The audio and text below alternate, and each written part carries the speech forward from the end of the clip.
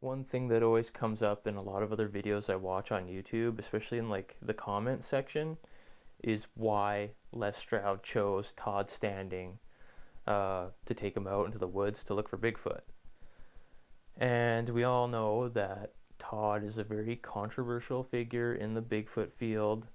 There's, been many claims that he's hoaxed all of his footage and his photographs, and that he has family members in the film business.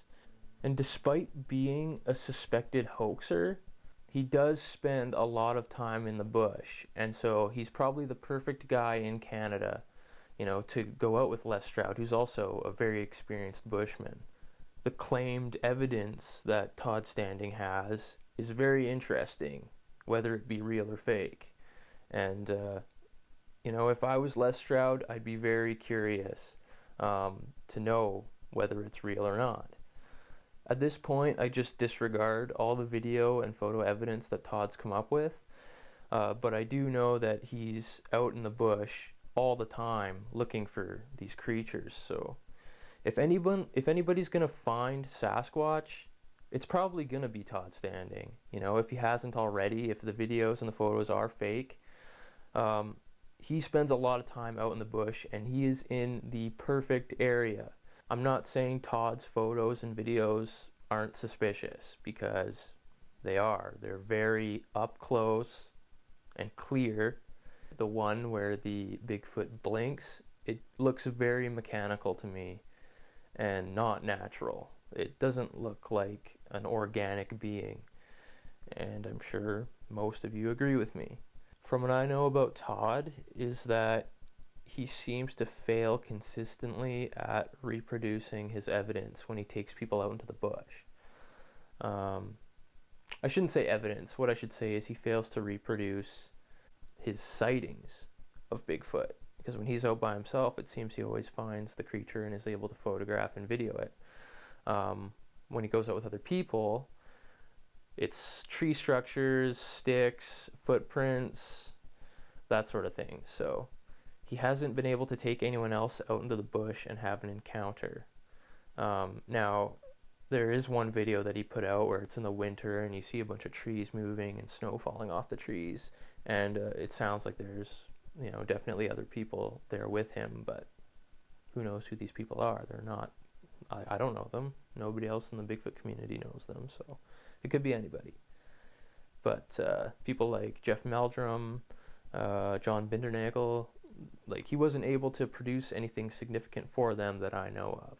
But despite the chances that these videos are faked, I still think Todd is on the right track, and he's in the right area, and he's out there a lot. So the chances of him actually finding Sasquatch and filming a real Sasquatch are pretty high.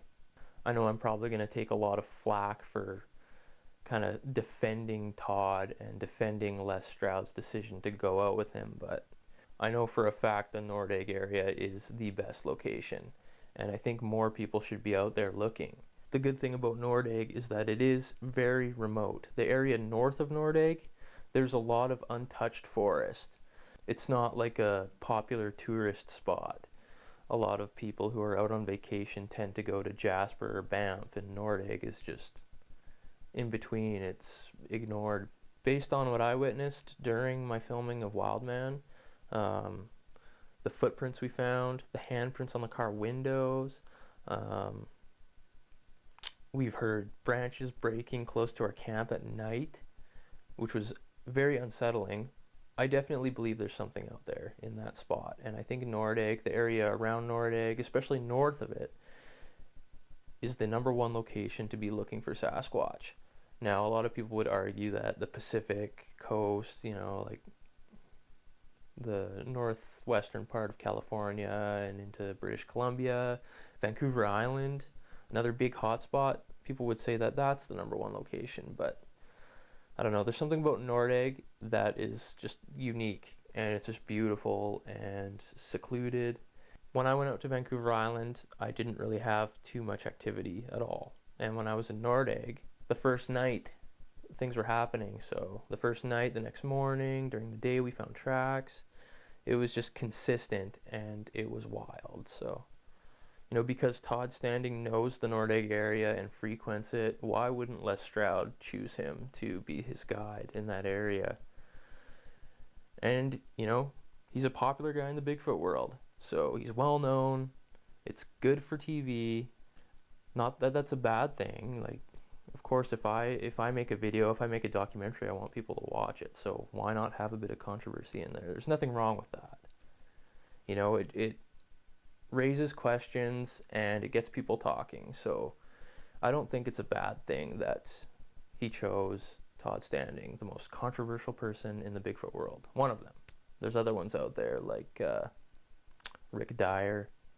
I honestly think if anyone's going to find Sasquatch definitively, it could very well be Todd Standing. We'll just have to wait and see in the next little while what kind of content Todd Standing puts out. And, it could be crap and it could be the greatest thing to come out since the Patterson film. Who knows? So if Todd came up to me and asked me if I would go out into the bush with him and look for Bigfoot, I would say yes, most likely. I would want to know for myself if what he's saying is the truth or if it's not. So I don't think there's anything wrong with Les Stroud, teaming up with Todd Standing, because he probably wants to know for himself. Anyways, Les Stroud, I support the work you're doing. Keep getting out there, keep looking for Bigfoot, because your stuff's great, your content is great. Todd, keep getting out in the bush, keep taking videos. Everyone will interpret them their own way. Let's all just work as a team and put all our evidence on the table and then see what happens, because I don't think it's going to be very long until, Sasquatch is proven to exist with utmost certainty.